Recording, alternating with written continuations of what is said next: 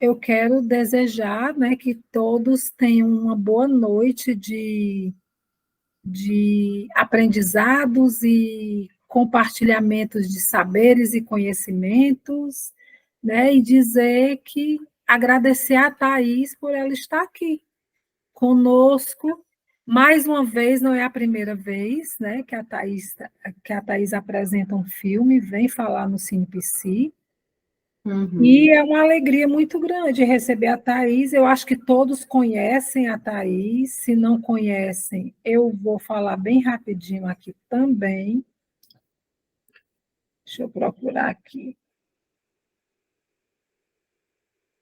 Onde é que está?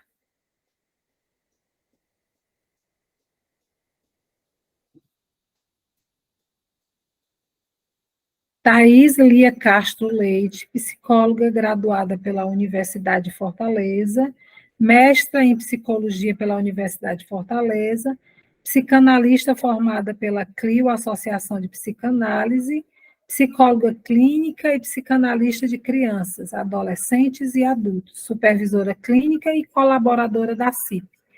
Mais uma vez, obrigada, Thais, e você está com a palavra, né?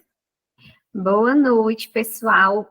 Bem-vindos, né, ao nosso debate aqui do CinePC.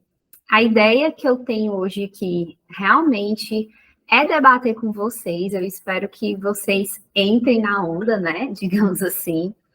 Eu separei alguns tópicos para pensar as questões do filme, né, a partir da psicanálise, porque eu acho esse filme muito psicanalítico, muito lacaniano. Tava até falando para as meninas no começo, né, assim que a gente entrou na sala, que desde a primeira vez que eu vi esse filme, a única coisa que eu conseguia pensar sobre ele é, meu Deus do céu, como esse filme é lacaniano, como é que eles conseguiram pensar num filme dessa forma.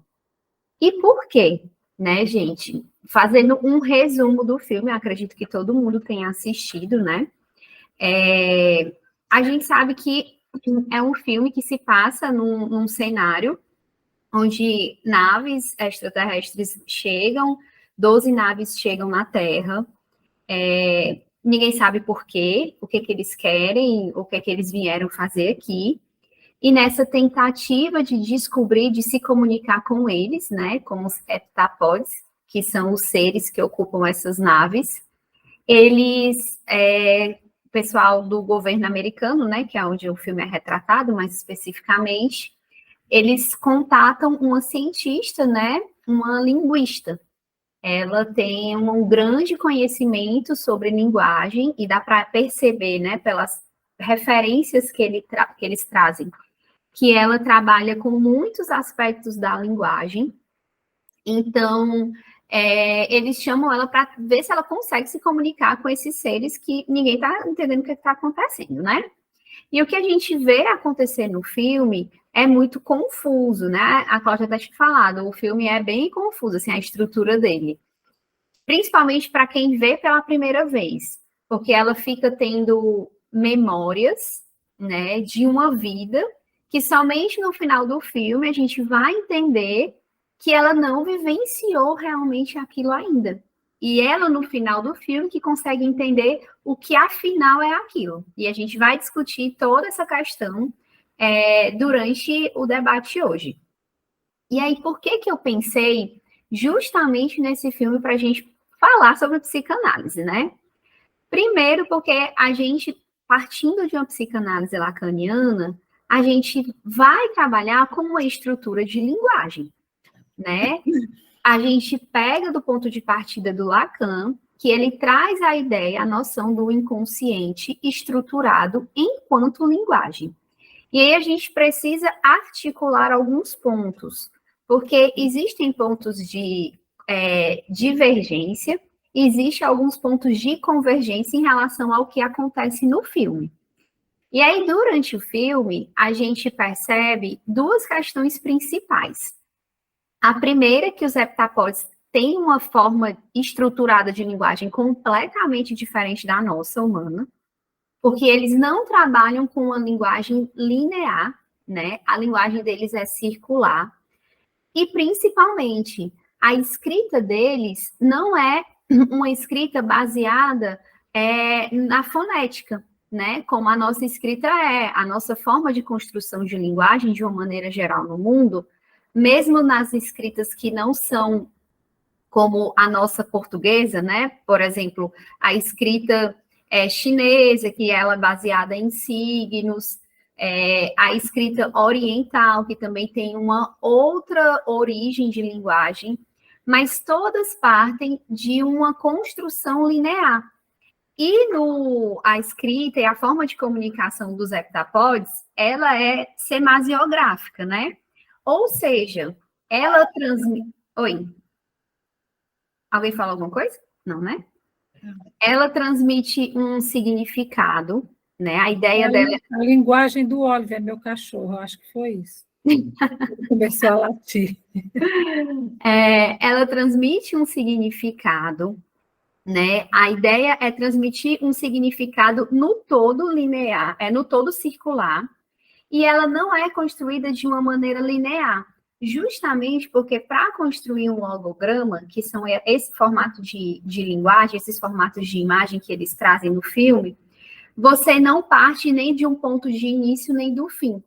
Então, você não tem uma construção, por exemplo, de uma frase. Se a gente faz uma pergunta, partindo, por exemplo, da língua portuguesa, da língua inglesa ou da língua francesa, você começa com um sujeito, né? Se você vai começar com o sujeito, você vai ter o predicado, e no final você vai ter uma interrogativa. Você pressupõe que você está colocando algo em xeque, né? Uma pergunta, e você precisa de uma resposta. Esse tipo de linguagem que os heptapódios trazem no filme, eles não necessariamente precisam disso.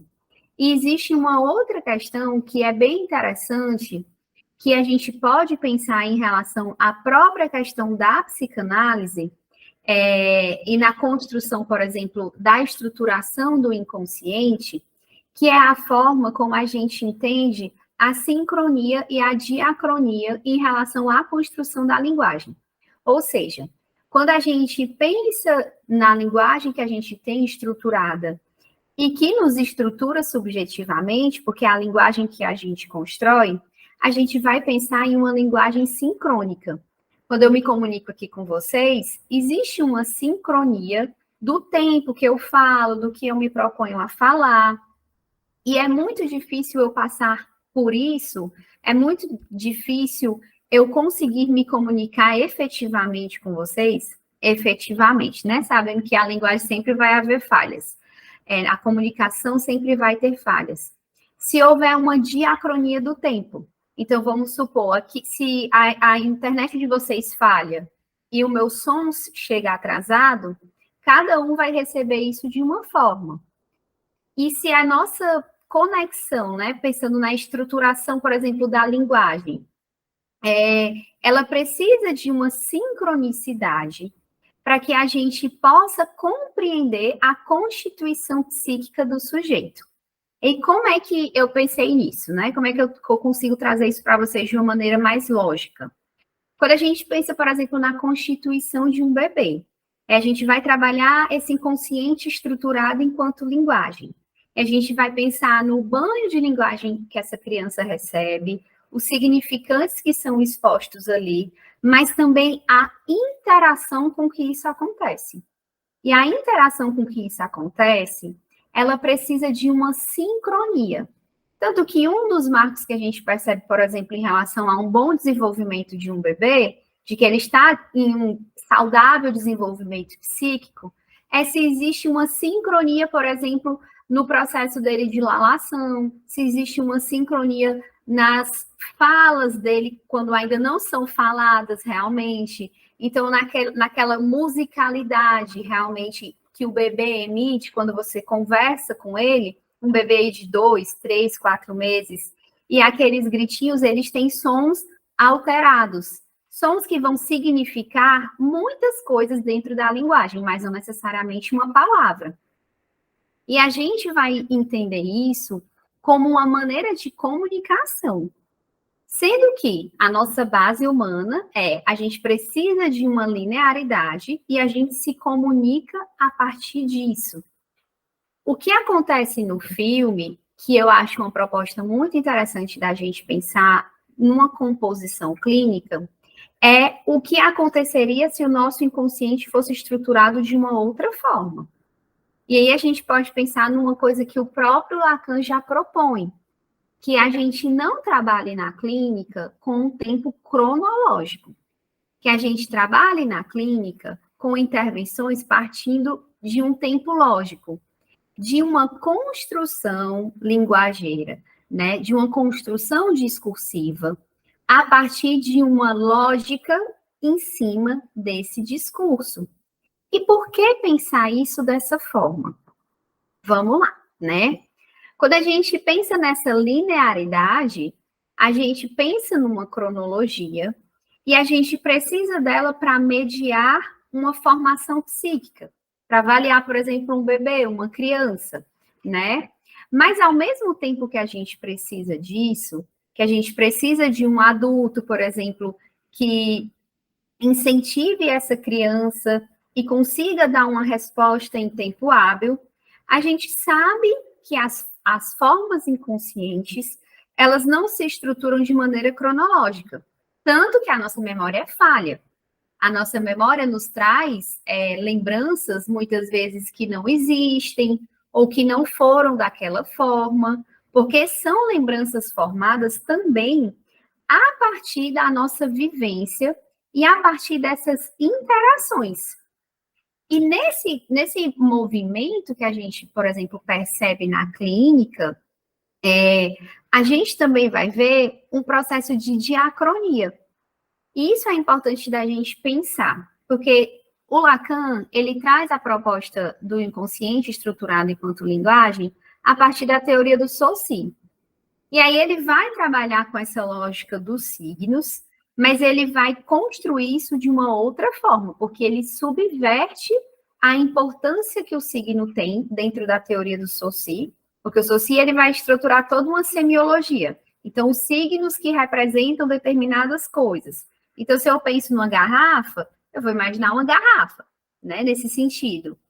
Mas se a gente tem uma garrafa dentro de um discurso analítico, dentro de um discurso de um paciente, a gente sabe que a garrafa pode não ser a garrafa, não necessariamente, porque a gente vai trabalhar não com a construção do significado a partir de um signo, mas a gente trabalha com a construção dos significantes se sobressaindo ao significado.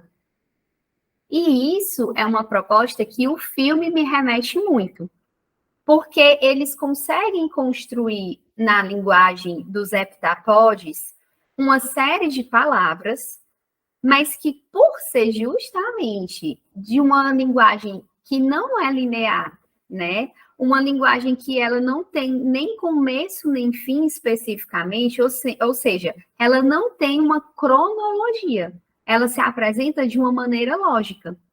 Eles precisam decifrar, codificar todos os pedacinhos daquela língua para conseguir formar um sentido.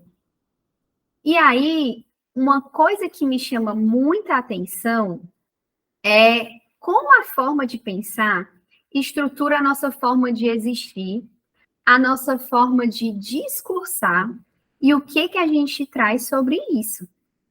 E como é que isso afeta o processo de retificação subjetiva? Porque vamos pensar assim, gente. Lá no filme, eles trazem essa discussão de uma maneira que não fica clara durante o filme, porque você precisa justamente do pacote completo para entender o que aconteceu ali. Que é justamente a linguagem que eles trabalham no filme. Essa linguagem dos heptapodes, você não consegue se comunicar com eles se você tiver só uma parte. Você precisa dela completa, você precisa de todo aquele signo que eles colocam lá. E quando a gente pensa em uma representação psíquica, em uma estruturação de linguagem e até mesmo em uma intervenção que a gente faça, a gente vai precisar entender que construções significantes foram feitas a partir daquelas palavras, a partir daqueles representantes que aparecem no discurso do paciente, no discurso do analisante. Uma outra questão que eu achei muito interessante, que o filme me fez pensar, é como eles estruturam o próprio filme em si, para que você realmente tenha que ver ele completo para entender alguma coisa, porque a gente só consegue entender que ela mudou a forma dela de pensar a partir do momento em que ela absorveu aquela linguagem, ou seja, a partir do momento em que ela introjetou a estrutura de linguagem dos heptapods, ela muda toda a forma de pensamento dela. Ela não tem mais pensamentos, ela não tem mais construções a partir de um tempo cronológico. Não existe mais começo, meio e fim. E por isso que ela tem essas memórias, que nós nos referimos à memória como algo que já passou. Mas a representação do filme traz uma torção no próprio significado do que seria memória. Porque a memória dela não é algo que já passou, é algo que ainda nem aconteceu. Porque como ela reestrutura toda a forma dela de pensar, e aí a gente poderia pensar que ela reestrutura até mesmo o inconsciente dela, ela não tem mais começo, meio e fim. Ela não tem mais presente, passado e futuro. O que ela tem é uma vida. E qual é a lógica que ela vai dar dentro dessa vida? Tá aí, só um Oi. instante. Dilson, se você está aí perto, tem pessoas pedindo para entrar, tá certo? Porque tem umas pessoas colocando aqui no grupo. Pronto, tá joia. Desculpa, Thaís. Tudo bem. E aí, gente, quando a gente pensa nessa construção dela, de como isso muda, a gente pode pensar no próprio processo de retificação subjetiva de um analisante. Porque a gente não muda o que aconteceu cronologicamente. É claro que a gente não tem como mudar isso. Principalmente se é uma pessoa que trabalha com adultos, né? Ou que trabalha com adolescentes, até mesmo com crianças, né? O que aconteceu, aconteceu. Mas a gente tem a possibilidade de retificar a forma como aquilo é lido.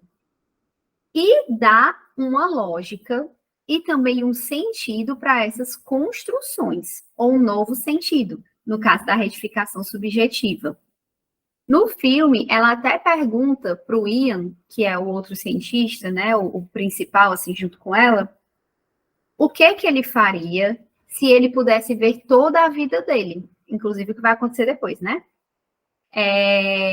Se ele mudaria alguma coisa. E ele fala que não sabe, que acha que não, mas que ele tentaria dizer mais como ele se sente.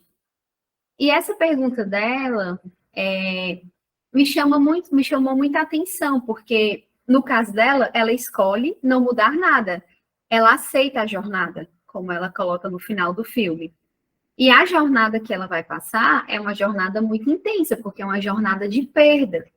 Ela percebe que a criança que ela lembra na memória, que não é a memória que a gente tem como construção na nossa memória normal, né, digamos assim, é a filha que ela vai ter e que ela vai perder essa filha.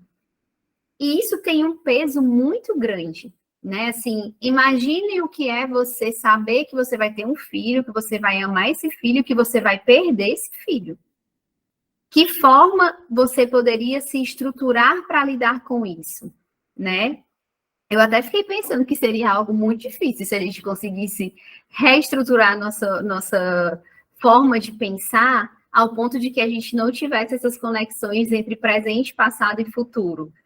Porque realmente, na concepção humana que nós temos hoje, eu acho que ficaria uma coisa bem complicada de lidar. Mas eu pensei também em como as pessoas têm lidado com as coisas e o que é que tem aparecido na clínica. Porque aí vamos pensar em duas questões, assim, que na verdade é uma questão crucial. A linguagem, ela é uma construção social e cultural também. Inclusive, no filme, ela destaca isso quando ela fala que eles podem estar interpretando errado o que eles leram como que os heptapods vêm apresentar uma arma, né, para a humanidade, uma coisa assim. E ela fala que pode estar tendo um erro de comunicação, né, assim, um erro de tradução, eles podem não ter entendido o que significa aquilo. E aí a gente vai lidar hoje, por exemplo, na clínica, a gente tem lidado hoje com questões que dessa linguagem, que também é uma construção social e cultural, mas que traz muitas interrogativas. Porque nós temos alguns significantes que estão expostos de uma maneira nova, e nós temos alguns signos formados de uma maneira, digamos, muito sólida em cima do que acontece socialmente. Por exemplo, né? A gente pode pensar na questão do gênero que aparece hoje. Como isso aparece na clínica? Que recortes isso vem? Quais são as questões que são colocadas a partir das construções de gênero? São as mesmas de 10 anos atrás? Definitivamente não. Porque nós estamos em um outro espaço de construção social e cultural. Nós estamos em um outro tempo. Então, de uma certa forma, é importante a gente entender que quando a gente pensa em linguagem, como no filme é colocado, ela define, inclusive, a forma como a gente se porta diante de determinadas estruturas sociais, diante de determinadas ações, e isso acontece de uma maneira literalmente inconsciente, porque isso fica gravado em você. E, para mim, o filme ele mostra isso de uma maneira clara, porque a personagem principal, que é a cientista, ela é completamente diferente do que a gente conhece. A forma que ela pensa é completamente diferente do que existe. Porque a linguagem, estruturada de uma outra forma, ficou marcada nela. Ficou realmente introjetada nela. E como isso afeta as pessoas? Como isso afeta os nossos analisantes? Como isso nos afeta? Essas questões, elas aparecem na clínica de maneiras muito peculiares. E aí, algumas coisas que eu fiquei pensando, né, durante assistindo o filme, pensando nas questões entre significante e significado. Quando o Lacan ele subverte isso, ele quer dar uma atenção maior de que não importa que signo se represente por aquilo, no sentido cultural da coisa. A gente precisa saber disso, a gente precisa saber intervir com isso, mas a gente precisa compreender qual é a noção do significante. O que é que um significante amarrado ao outro representa naquele discurso analítico? E como a gente vai poder intervir a partir daquilo? Uma outra questão que eu também estava pensando a partir do filme é que a própria comunicação que eles começam a fazer lá é desenhada, né? Eles começam a desenhar, ela começa a conseguir desenhar também, para conseguir se comunicar com os heptapodes. E eu estava pensando muito nas formas em que nós estruturamos as nossas intervenções, mas também no que a gente pensa, tanto no inconsciente, estruturado enquanto linguagem, e mesmo a partir do momento em que a gente avança para uma questão mais topológica no Lacan. Porque a gente poderia pensar assim, tá, mas o Lacan, ele traz essa ideia do inconsciente estruturado enquanto linguagem, mas durante a obra dele, ele muda isso. No final, ele vai estar trabalhando com a topologia, né? A topologia do nó borromeano e de outras figuras topológicas realmente. Mas o que é a topologia, se não uma própria representação da linguagem? E eu pensei muito nisso, baseado de que no filme eles trazem uma linguística, né? A professora, a pesquisadora que trabalha com a questão da linguagem, e um físico teórico, né? Eles trazem uma pessoa que trabalha com matemática, com física, e uma pessoa que trabalha com a língua. E eu achei isso me representou muito, me remeteu muito à mudança que o próprio Lacan vai fazendo na forma como ele estrutura as questões relacionadas ao inconsciente. E a forma como a gente pode traduzir e exercer a psicanálise, né? Porque aí vamos lá. A gente tem a questão da construção do nó borromeano. E aí eu estava pensando sobre isso quando eu estava vendo o filme, e Eu vou até abrir aqui para vocês a figura para a gente poder ver juntos, a gente conseguir ver melhor. Deixa eu só compartilhar aqui a tela, pessoal. Deixa eu ver aqui, uma tela inteira. Tá. Vocês estão vendo aí a imagem? Sim. Beleza. Vamos lá. Quando Lacan, ele muda essa questão quando ele vai estruturando, chegando próximo às questões dos nós, ele começa a pensar nessa linguagem a partir de um sentido também mais matemático. Existem representações, existem questões da topologia que talvez representem isso melhor do que formulações escritas, por assim dizer. Seria uma forma da gente conseguir compreender e acessar a própria estruturação do inconsciente e do que a gente faz com isso. Eu pensei em trazer essa formulação aqui mais clássica para lembrar de que o encontro dos nós, e aqui a gente vai ter, né, imaginário, simbólico e real. O encontro dos nós, eu entendo como uma representação lógica, né? Não uma representação cronológica, justamente porque ele vai trazer a questão relacionada ao objeto A. E aqui nós temos o encontro dos três nós, né? A gente sabe que o objeto A, ele fica numa transitoriedade, por assim dizer, durante vários momentos da vida. É ele que é capaz de movimentar o sujeito, né? Fazer o movimento do sujeito no sentido da construção do próprio desejo. E ele está justamente nessa amarração entre real, simbólico e imaginário, porque é a partir dessa construção lógica, né, que não é algo que aconteceu especificamente, não é somente um recorte, não é somente um significante, não é somente um momento que vai dar a importância e a significância desse objeto A, mas sim toda uma construção. E aí nós temos os outros nós amarrados. Nós temos esse nó do sentido, que seria justamente a via discursiva, que a gente vai trabalhar essas questões de uma maneira mais direta, digamos assim, dentro de um processo de análise, que seria a própria produção de sentido, desses significantes que aí vão aparecendo. A gente vai ter toda essa questão do gozo do outro, pensando em um processo onde o sujeito está em algum tipo de discurso muito imaginarizado, né? Ou muito afetado aí entre real e imaginário, né? E aí a gente pode pensar em questões hoje, por exemplo, né? Questões realmente relacionadas às construções de imagem, o quanto as redes sociais e essa falsidade, né, essa construção de uma realidade que não existe, afeta o discurso dos pacientes, afeta a vida dele, porque a imagem, ela também é uma linguagem, e a linguagem, ela nos afeta e nos subjetiva.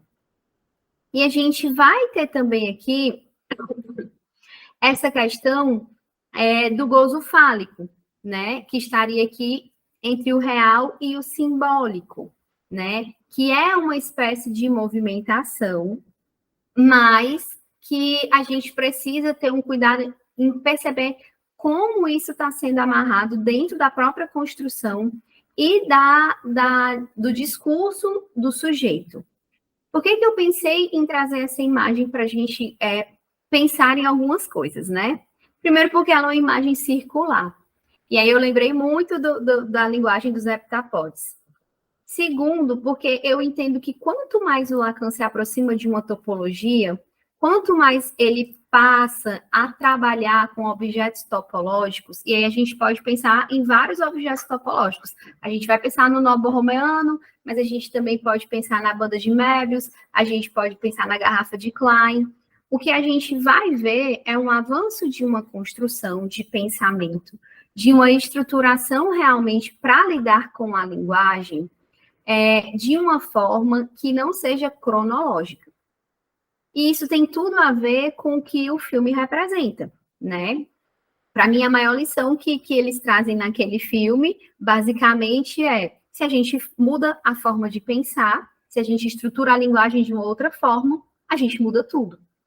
E o que é que a gente faz na clínica, né? Qual é a nossa intenção na clínica? A nossa intenção é fazer um processo de retificação subjetiva. Através do quê? Atingindo o próprio processo da estruturação de linguagem e essa construção da narrativa desse discurso que o analisante traz. Então, como vamos fazer isso? Vamos construir isso através de um tempo cronológico? Não, a gente precisa buscar um tempo lógico. A gente precisa conseguir amarrar coisas que não estão amarradas. E que sentido? Muitas vezes vocês devem perceber que o discurso do analisante, ele é um discurso circular.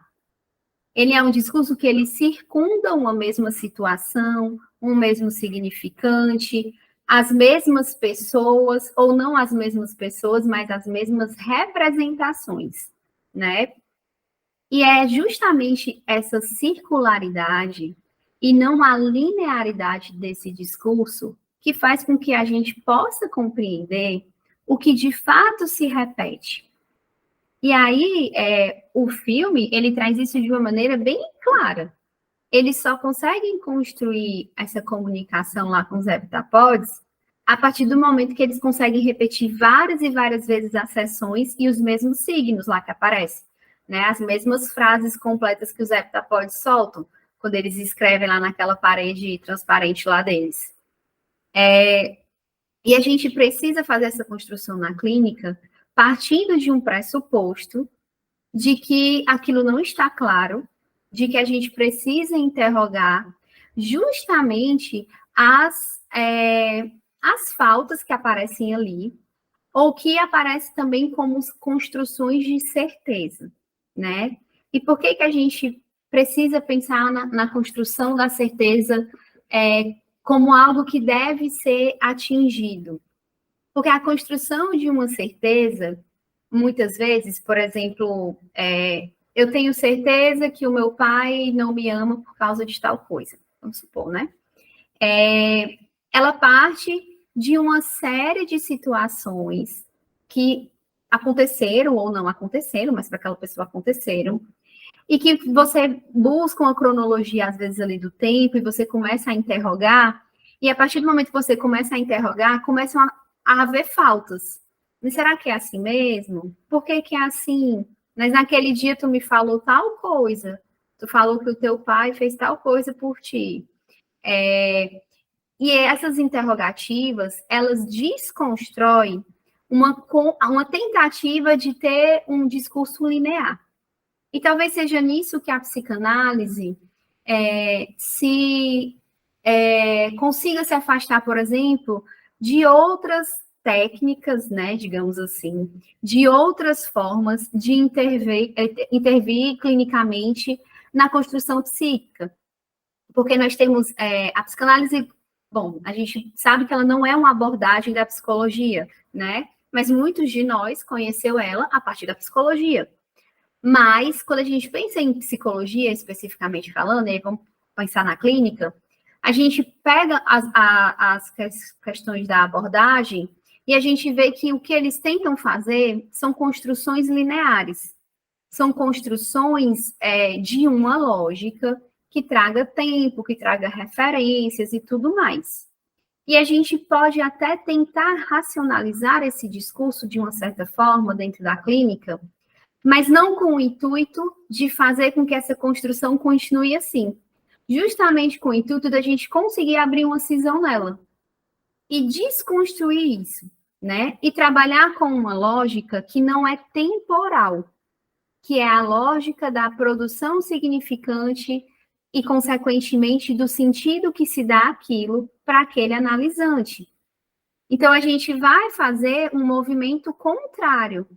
As narrativas que preferem uma espécie de cronologia ou uma espécie de construção linear do discurso. Por mais que a gente possa ver que um discurso tende a ser linear, principalmente quando o paciente está, assim, o analisante está muito perto, às vezes, de se dar conta de alguma coisa, ele começa a trazer um discurso muito linear. E aí, essa circularidade discursiva, que a gente vê por ser confusa, por ser algo que não se complementa, ela começa a desaparecer. Então, a gente precisa estar atento a esses pontos para conseguir intervir em uma lógica. E aí vai ser a lógica realmente da construção inconsciente. Às vezes isso acontece num tempo maior do que o tempo pré-determinado de uma sessão, às vezes acontece em um tempo menor, né? Às vezes acontece no tempo ali médio mesmo. Mas a gente precisa estar atento para esses detalhes, porque senão a gente pode perder a oportunidade de agir como o morto, digamos assim, que o Lacan traz lá na referência dele de direção do tratamento.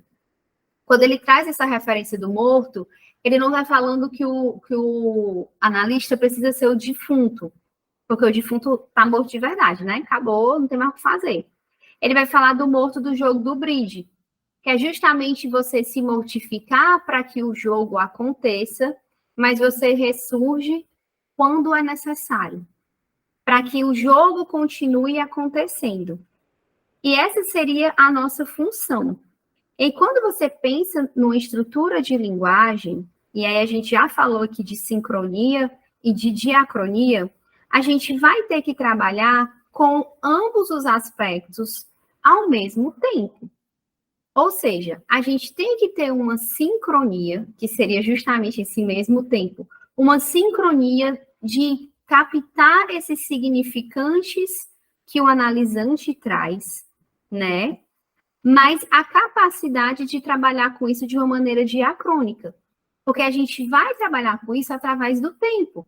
A gente não vai conseguir intervir sempre no momento em que esses significantes aparecem e que a gente se dá conta deles e percebe essas repetições. A gente vai fazer uma função de intervenção diacrônica.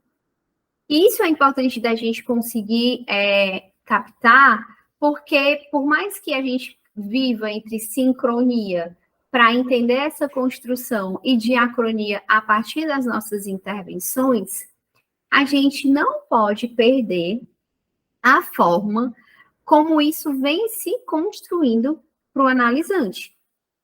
E aí, existem algumas questões da topologia lacaniana que eu acho que fica bem bacana da gente pensar, né? Então, deixa eu procurar aqui uma imagem para vocês.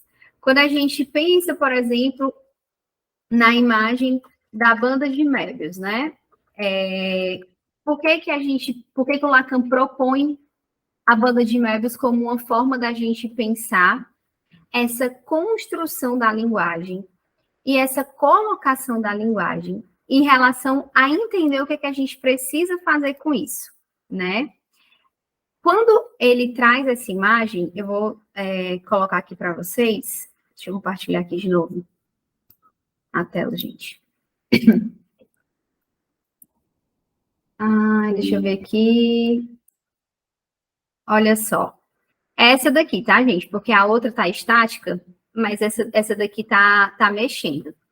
Quando ele pensa na banda de Möbius, o que ele vai querer trabalhar aqui é mostrar a forma, por exemplo, que ao mesmo tempo que a gente pensa em um significante estando no discurso do paciente, do analisante, estando em uma questão de uma instância inconsciente, ele não está dentro nem está fora. Ele está transpassando o dentro e o fora. E o que seria isso?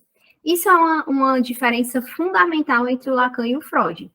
Porque quando a gente pensa no Lacan, a gente entende que quando ele pensa no inconsciente estruturado enquanto linguagem, e quando a gente pensa que ele começa a andar para a topologia, ele não vai estar trabalhando com camadas, porque o Freud ele trabalhava com uma ideia do quê? O inconsciente como um porão, por exemplo, de uma casa fechada. Então, nós temos aí inconsciente, pré-consciente, consciente. Né? Se a gente pensasse numa casa, a partir do Freud, o inconsciente estaria lá no porão, o primeiro patamar da casa aqui embaixo seria O pré-consciente, a parte superior, onde as pessoas tivessem mais acesso, seria o consciente. E aí a gente tem uma noção de profundidade, como se nós fizéssemos essa descoberta a partir de camadas. A proposta do Lacan que ele traz é que as coisas não se estruturam assim. Não existe dentro e fora. Isso pode estar em duas superfícies ao mesmo tempo, como a gente viu ali na banda de Möbius. E por que pensar nesse sentido? Por que é importante a gente pensar nesse sentido? Porque é nessa construção de entender que não existe dentro e fora, é que a gente pode pensar que no inconsciente talvez não exista tanto essa questão do presente, passado e futuro. Ele vai ser atemporal. E por isso que você escuta uma pessoa, sei lá, de 60 anos, falando de algo que aconteceu quando ela tinha 4, e que marcou ela de uma forma como se isso tivesse acontecido ontem. E isso é importante da gente considerar. Porque isso considera até mesmo que a questão do sofrimento psíquico, ela é um marco que não é temporal. Ou então está tudo interligado, né? Como diz aquela série Dark. Eu acho aquela série super lacaniana. Está tudo interligado. Não existe presente, passado e futuro, mas está tudo interligado. Uhum. Isso, o sintoma também. As produções... Oi, alguém está falando? Não, né? As produções inconscientes, sejam elas sintomáticas ou até mesmo as que se transformam em ato, elas estão todas interligadas. E aí, quando eu vejo, por exemplo, o filme A Chegada, é claro, a gente não tem aquilo, né? De tipo, a gente prevê o futuro de alguma forma, ou ter uma memória alterada, porque ela não é uma memória do passado, mas é uma memória de algo que nem aconteceu. Mas eu entendo aquilo como uma leitura muito interessante do que é o próprio processo inconsciente, do que é o próprio processo de estruturação do inconsciente, que talvez se assemelhe com o que a Louise passa durante o filme, né? Porque, assim, inconscientemente falando, a gente vai trabalhar com o infância, né? A gente vai ter sempre uma referência do infância. O sujeito do inconsciente, ele sempre traz uma referência do infância, né? Daquelas primeiras inscrições, dessa primeira estruturação psíquica que ocorre no início da vida, né? E aí a gente sabe que isso vai escalonando de uma certa forma, né? Mas a gente precisa parar para pensar o que a gente faz com isso. E o que a gente faz com isso em uma sociedade acelerada. Vamos pensar em algumas problemáticas clínicas, né, a partir disso. O que aparece mais hoje? Sintomas de ansiedade, sintomas de hiperatividade. Vamos pensar nessa lógica, né? Além da depressão, do autismo, enfim. Mas a gente tem essas categorias. E aí nós temos analisantes que esperam e pressupõem muitas vezes que o que eles vão encontrar na clínica ou que eles querem encontrar na clínica é uma resposta rápida ao seu sofrimento. E o que a gente não pode se propor a fazer, primeiro é dar uma resposta porque a gente não vai ter, né? A gente pode, no máximo, talvez construir um caminho para algumas possíveis respostas, ou seja, para construções de sentido em relação ao que eles trazem. Mas, principalmente, termos cautela em lidar com essas questões de uma pressa por mudanças. E aí eu não sei quem de vocês trabalha com crianças ou com adolescentes, mas quem trabalha com criança e adolescente percebe que isso ainda é mais aflorado, porque os pais querem que você resolva para ontem algo que está acontecendo, às vezes, de uma vida inteira, de uma criança e de um adolescente. Então, como a gente também lida com essas questões, né, dentro da clínica, porque a construção de tempo que nós temos socialmente, ela é completamente incompatível com a construção de tempo do inconsciente. Porque o inconsciente, ele é atemporal e ele parte de uma construção lógica, né, e não cronológica. E nós trabalhamos e vivemos, obviamente, dentro de um tempo cronológico, e até aí tudo bem, mas o que requerem da gente são respostas, muitas vezes, que nós não vamos estar neste tempo hábil para dar. Então, o que a gente faz com isso? Né? Como a gente pode pensar nessas demandas clínicas e como a gente pode explicar para os analisantes o começo de uma análise, qual é a proposta, o que é que pode acontecer durante esse percurso, né? Então, são algumas questões que a gente pode pensar em articulação, por exemplo, com o filme, que não tem, assim, o filme tem começo, meio e fim, mas a lógica da personagem principal, a construção dela, não. A construção dela é cíclica, né? Assim, uma das primeiras memórias que aparecem dela, que a gente pensa que é passado, é futuro, não aconteceu ainda. E aí a gente pode pensar que na clínica também aparecem as projeções, né? Os pacientes trazem o discurso, e aí eles têm todas aquelas questões significantes relacionadas a algo que já aconteceu, às suas próprias construções psíquicas, mas que muitas vezes, se isso não for trabalhado, se isso não for retificado, isso traz projeções muito específicas para os relacionamentos, para as pessoas, para o que eles se movimentam ou não se movimentam, em função do seu próprio desejo. E aí nós vamos ver, a gente está trazendo um analisante para uma construção de desejo, ou ele está preso numa construção de gozo, né? Qual é o estado de sofrimento psíquico? Exatamente, nós temos várias produções imaginárias que paralisam. O nosso discurso hoje, eu diria que o discurso social prevalente hoje é um discurso imaginário, porque nós estamos atravessados pela imagem. Nós não estamos mais atravessados por uma lógica discursiva mediada por palavras, por essa linguagem estruturada de alguma forma, pelos signos institucionais e tudo mais. Nós temos isso ainda, é claro, mas as imagens prevalecem. Então, nós temos várias questões, por exemplo, relacionadas às redes sociais, a forma como os pacientes trazem seus discursos, que fulano curtiu o story, então quer dizer aquilo, que visualizou não sei o quê, então quer dizer isso. Construções trazidas tanto através da rede social, como principalmente das imagens que são produzidas ali. E cobranças, muitas cobranças, né? Muitas cobranças relacionadas a isso. E como é que a gente vai lidar com tudo isso?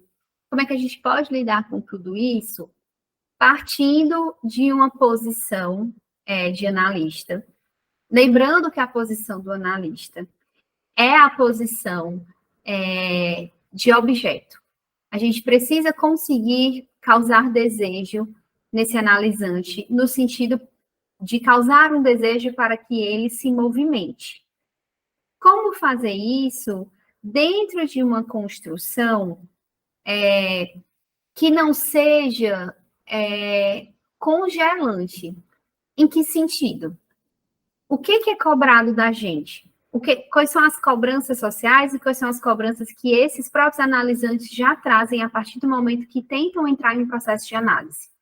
E aí eu lembrei muito da Louise, né, da personagem principal, que no filme, assim que eles trazem ela lá para o quartel que eles montam, né, eles pedem que ela faça rápido.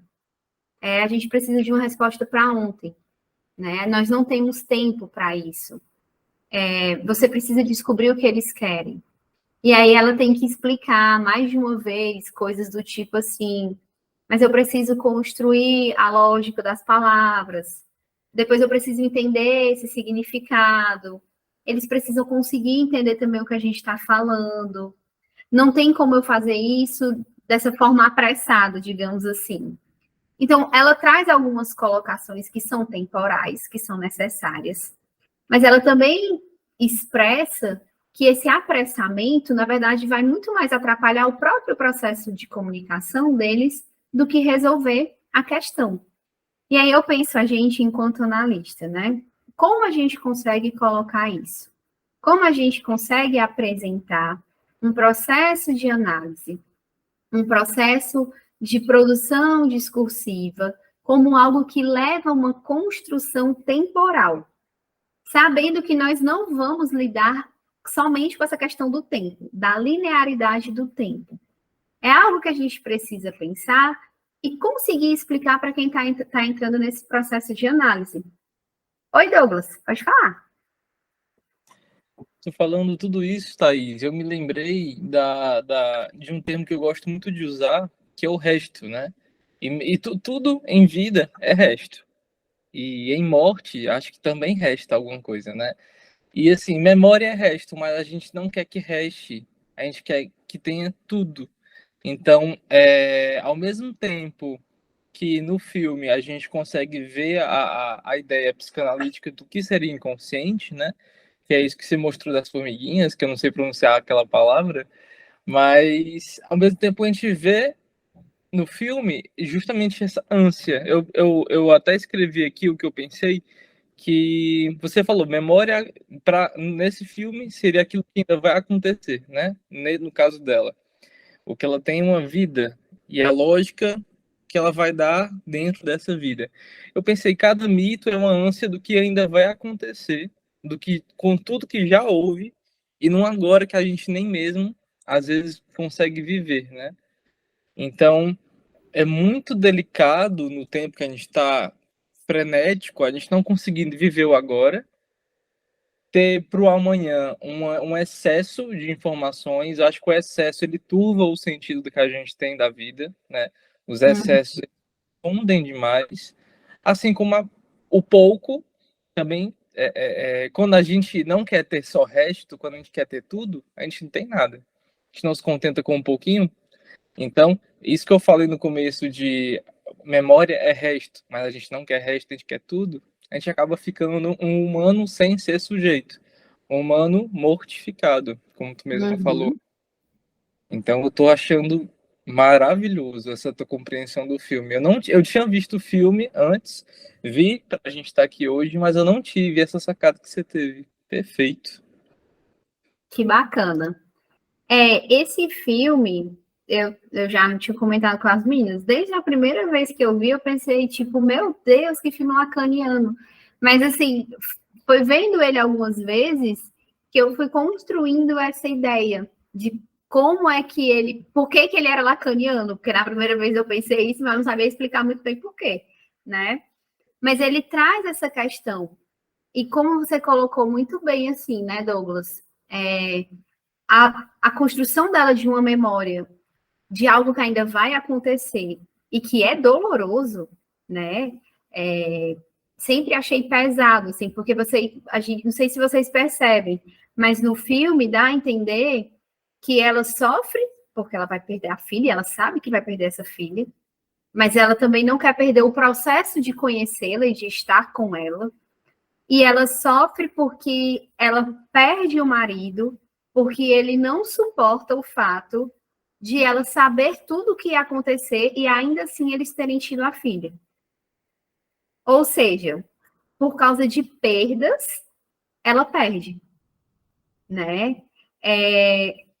Mas também se ela não se permitisse vivenciar aquilo, ela estaria perdendo alguma coisa.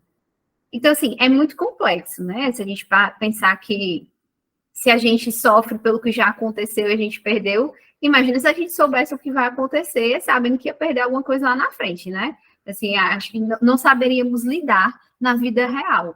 Mas essa construção da perda, ela é importante no processo analítico. Porque no processo analítico, é muito importante que o paciente perca algumas coisas, mas principalmente que ele perca os ideais que ele veio construindo de uma vida inteira. Não de uma maneira completa. Não é para a gente derrubar os ideais de um paciente, porque eles também são basilares, mas é para a gente conseguir trazer posições mais próximas do que ele pode sustentar, do que ele sustenta enquanto sujeito, do que ele sustenta a partir do desejo dele. Porque muitas vezes são essas construções ideais e muito idealizadas que destroem uma pessoa. Porque ela sustenta algo que não é do seu desejo, é de um ideal E o ideal, a gente sabe que ele vem de um outro. Ele vem de um outro lugar, de uma construção que é fora daquele sujeito. Então, a gente precisa ter esses pontos de articulação, né? Assim, para conseguir fazer intervenções que façam sentido e que deem andamento clínico para esses pacientes, em que o processo de análise possa girar, possa acontecer, né? Uma das principais coisas que a Louise faz no filme é dar condição para que haja um processo de aproximação e de comunicação entre humanos e heptapódes. Mas ela faz isso com uma construção de tempo, de busca de significação para aquelas palavras, para aquelas frases que aparecem, né? E aí, nesse momento, eu entendo que é mais ou menos o que a gente tenta fazer na clínica, o que a gente pode fazer na clínica. E nem sempre vai ser perfeito, nem sempre vai ser fácil, né? E por isso a gente precisa entender minimamente por que a gente está fazendo aquilo. Por que significante X é importante para esse paciente, por que ele representa determinada coisa, até que ponto ele sustenta o ideal, dá para mexer nisso? Dá para mexer nisso agora? A gente precisa ter esse tipo de interrogação, porque existem questões que aparecem que a gente percebe que são importantes de serem interrogadas, mas a gente também percebe que naquele momento não. Então a gente segura. E aí eu penso muito na Louise. Ela percebe que é importante para ela, por exemplo, ou é importante quando ela entende que o que ela está tendo ali é uma previsão do que vai acontecer, é importante ela entender aquilo, mas ela precisa falar para o Ian em algum momento, mas naquele momento não, porque naquele momento ele não sustenta. E eu entendo que isso é muito o que a gente faz na clínica. A gente precisa ter esse jogo de cintura, por assim dizer, para poder dar continuidade em um processo de análise, né? E aí, gente, assim, eu acho que eu falei das principais questões que eu tinha pensado em relação ao filme, e eu queria ouvir um pouquinho vocês, se vocês quiserem, em relação a algumas colocações. Assim, o Douglas falou para mim uma coisa que eu fiquei muito feliz, né, que fez sentido o que eu falei aqui, porque às vezes a gente fica falando e eu fico pensando, meu, será que está fazendo sentido aí também, ou será que eu estou viajando aqui, né, nas questões do filme? Mas seria interessante ouvir um pouquinho de vocês, o que é que vocês interpretaram, assim, também dessa apresentação, se vocês quiserem, né, é claro. Porque esse filme me remete muitas questões, né, e que bom que remeteu para vocês também de alguma forma, senão vocês não estavam aqui, tá? E eu vou deixar em aberto, se alguém quiser comentar alguma coisa, por favor, se manifeste. Deixa eu falar de novo, então. Eu adorei quando você falou que ela perdeu o marido por ter sempre sabido que perderia a filha, né?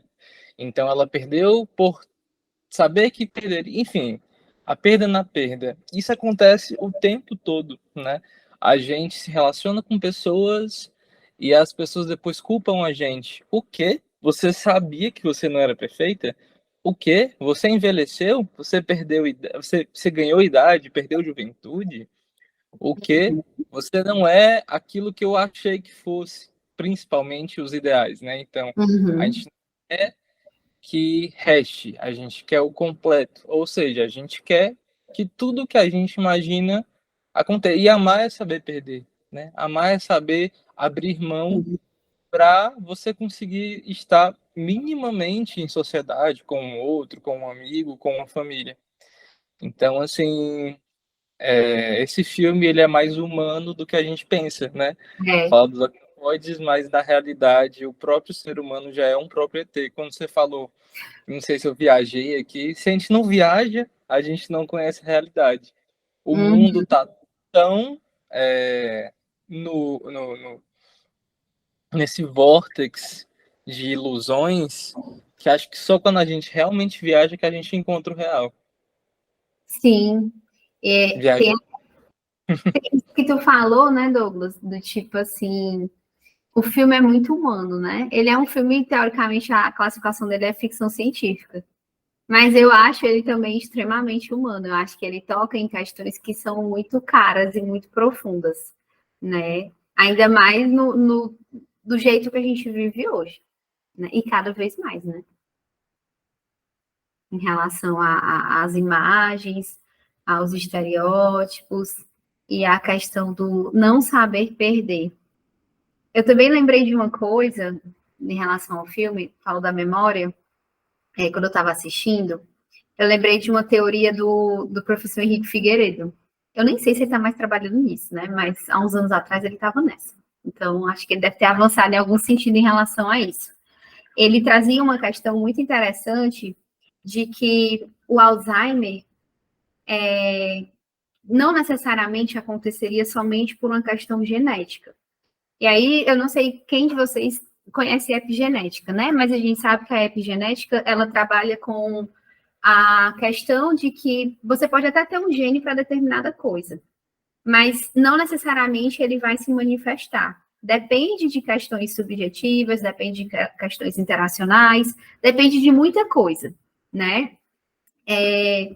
E o professor Henrique trabalhava com um pressuposto de que muitas vezes pessoas que estavam ali no final da vida, ou se aproximando desse contexto, preferiam esquecer, preferiam deixar para lá, digamos assim, o seu próprio desejo em relação, por questões pessoais, enfim, e a partir disso ir se desconstituindo subjetivamente. Um esquecimento, né, no sentido mesmo de uma construção de Alzheimer, que não partia de um pressuposto de uma doença genética, mas de um esquecer de si para poder se encontrar. Porque eu não sei se vocês já conviveram com alguém de Alzheimer, né? Mas são pessoas super que têm Alzheimer, elas viram super verdadeiras, 100% honestas. Thaís, eu estava nessa pesquisa com ele, Uhum. e eu entrevistei alguns familiares de pacientes com Alzheimer, né? E aí tem tudo a ver com o que a gente estava falando sobre perdas. Normalmente, a pessoa, ela desenvolvia, né, vamos dizer assim, o Alzheimer a partir de uma perda, às vezes de alguém da família, às vezes uma aposentadoria ou uma perda de mobilidade, mas tinha sempre a ver com uma perda. Aí é um outro filme interessantíssimo para a gente falar sobre essa questão, é o Incrível Caso de Benjamin Button. Veja como ele faz toda uma questão reversa, né? Ele nasce velho e ele morre um bebê nos braços da mulher dele.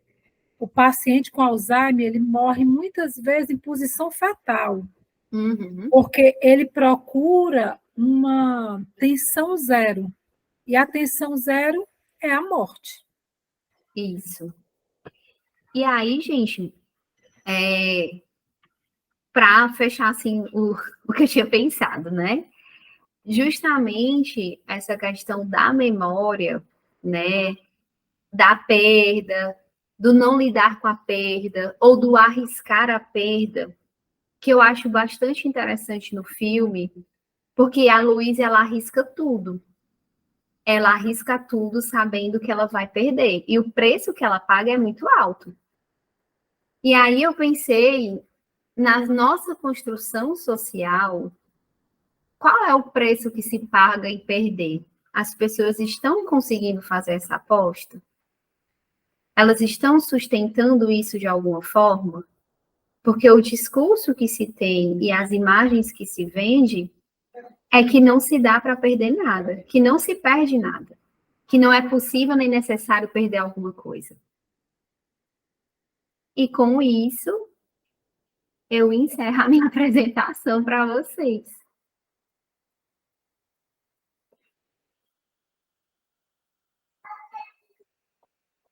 Alguém quer colocar alguma coisa, alguma observação, tirar alguma dúvida? Só comentar esse finalzinho que você falou sobre os preços que se pagam.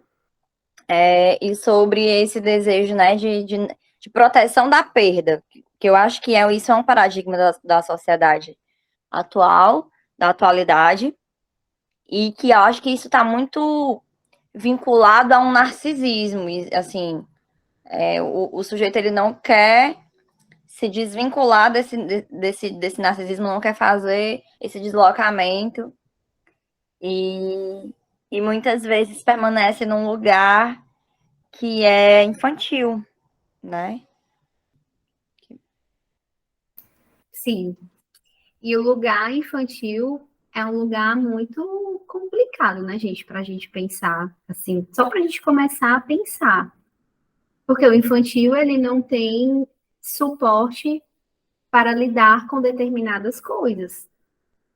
Então, onde que está essa capacidade de enfrentamento das questões contemporâneas? Talvez isso diga muito dos tipos de sofrimento que a gente vê aparecendo na clínica, seja com crianças, seja com adolescentes, ou seja com adultos. E também uma aceleração do tempo, um apressamento desse tempo cronológico, que é impossível de ser apressado, mas que está sendo apressado o tempo inteiro. Porque as respostas que querem são instantâneas, são rápidas. E não é assim que nós funcionamos. O nosso inconsciente, a nossa estruturação psíquica, ela não vem de uma rapidez, ela não vem de uma cronologia apressada. Ela vem de uma construção que é muito mais, por mais que ela aconteça de forma linear, talvez ela se estruture muito mais de uma forma circular e funcione assim do que dentro de uma linearidade. E aí eu acho que isso, o filme exemplificaria, como o Douglas colocou também, o processo como é que seria o inconsciente, né? Eu acho que a Louise, digamos assim, a forma como ela entende as coisas, representariam isso de uma maneira mais específica. E por isso que eu acho esse filme tão sensacional. Porque eu acho que eles trazem clareza para uma coisa que não é muito clara, né, da gente pensar. A Marilene comentou isso sobre. Foi você, não foi? Que comentou? Sim. Sobre as perdas. E a gente. Faz parte de tudo que a gente está falando, que a Thais trazendo para a gente hoje aqui. É engraçado, a gente não quer perder nada, né? Não quer perder uma mísera coisinha. Então, se é um celular que você tem, sei lá, 5 gigas, você compra mais espaço para ter mais fotos. Fotos que você não vai nem ver, porque é tudo tão confuso, né? De que adianta a cronologia que hoje em dia a gente consegue ter já de mão beijada pelo próprio celular, que localiza, que pega, puxa a localização da foto sem você precisar nem anotar onde foi aquela foto. Basta você tirar, daqui a um ano você olha para a foto, sabe onde foi, que horas que foi tirada, que segundo que foi tirado, mas a gente não olha nada. Eu falei pro meu pai, eu tenho um irmãozinho pequeno de 7 meses, e a gente está fazendo um processo bem legal e analógico de imprimir algumas fotinhas dele e comprou um livrinho que a gente está colando, sabe? E bota, que nem fazia-se antigamente, né? A descrição da foto, a foto foi tirada, para a gente conseguir ter de alguma forma, não é nem o controle, o sentimento com aquilo. A gente está em um momento tão cheio de afetos, e como eu falei, na minha concepção, excesso turva, né? E a gente não está no mundo sem afetos, mas a gente tem afeto demais. E afeto demais a gente não dá conta de nenhum. Então, assim, não querer perder nada, não tem. A mão fica vazia, vazia, vazia. E aí eu acho, inclusive, que isso é uma coisa um paradigma que se aplica muito bem à dinâmica das relações amorosas, né, das relações de casais, principalmente quando a gente vai falar de relações casuais, aplicativos de relacionamento e afins. E eu passei por um processo similar, estou passando por um processo similar. E aí eu vejo as pessoas ao meu redor, assim, com uma ansiedade em relação à pessoa que eu estava conhecendo, porque é assim, ó, se você não topar encontrar a pessoa com 3 dias de conversa, a pessoa tá te fazendo perder tempo. o raciocínio é esse. Então, assim, tá, mas tá perdendo tempo. Então, tipo assim, eu tava conversando com um cara, assim, há um mês. A gente não tinha conseguido se ver ainda, não tinha dado certo. Ou eu podia, ou ele não podia. Depois ele entrou na dinâmica de trabalho bem intensa, enfim, e muito diferente da escala de trabalho dele, porque ele fez um acordo de carga horária, e aí não dava para se ver, e aí as pessoas ficavam no meu pé, as minhas amigas ficavam no meu pé assim, tá, mas e aí? Enquanto isso, você tá esperando por ele? Por que você não aceita sair com as outras pessoas que te chamam para sair? Entendeu? Então, tipo assim, ninguém tá disposto a pagar o preço da falta de garantias. E aí eu acho que isso é uma expressão, assim, uma expressão de adultos extremamente infantilizados. E quando a gente pensa na clínica com pais e crianças, para atender a demanda dos pais quanto clientes, eles levam as crianças, mas eles estão com a postura completamente infantilizadas também, quando pensa com essa pressa, que as coisas têm que ser resolvidas de uma maneira linear, né? Tal qual os militares queriam que a Luísa resolvesse lá a questão da comunicação com os bichinhos, né? Exatamente. Eu estava pensando numa coisa, né? Assim, o Douglas falou das fotos, né? Eu lembrei da Julieta, porque ela falou sobre isso também semana passada, né? Sobre como não se constrói mais álbuns. E aí que eu fiz a mesma coisa, né? Construí um álbum do meu filho e tal. Foi sofrido, viu? Parar para escolher as fotos.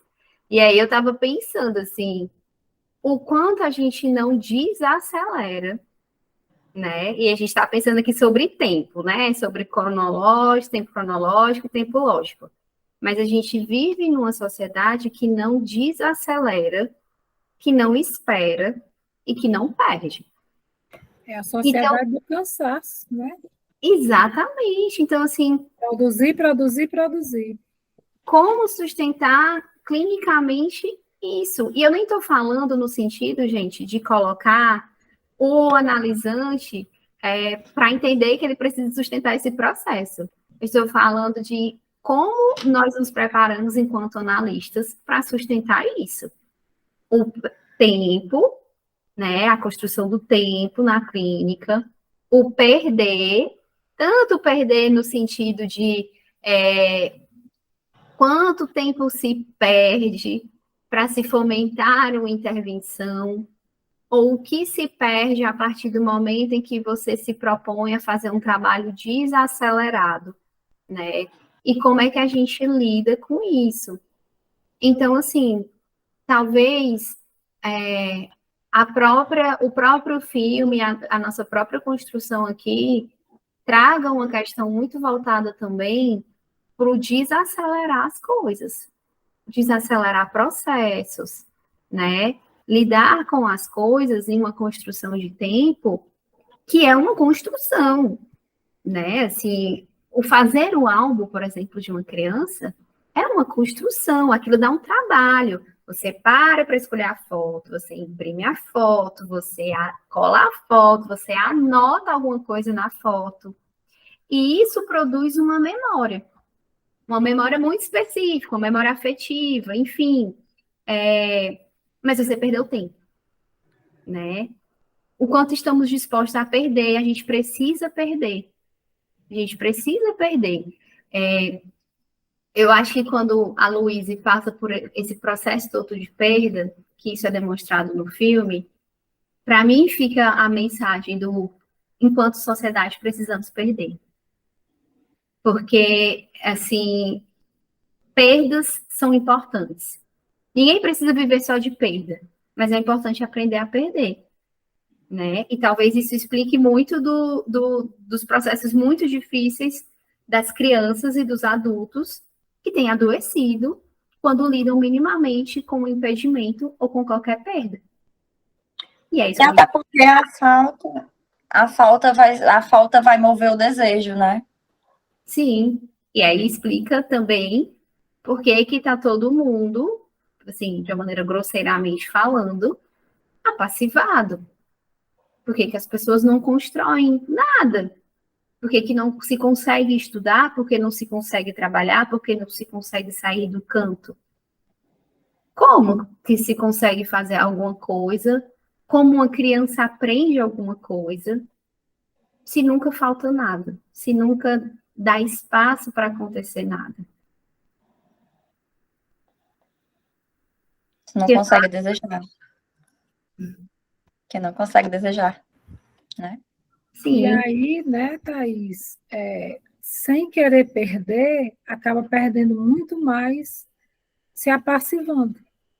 Uhum. Sim, muito mais. E aí a gente vê os processos, né, que são demorados, mais do que poderiam ser, que são reiniciados, processos que são abandonados e depois são retomados. E aí a gente vai vendo uma série de questões que todo mundo que está na clínica está se deparando, né? É um tempo em que não se perde e em que não se para.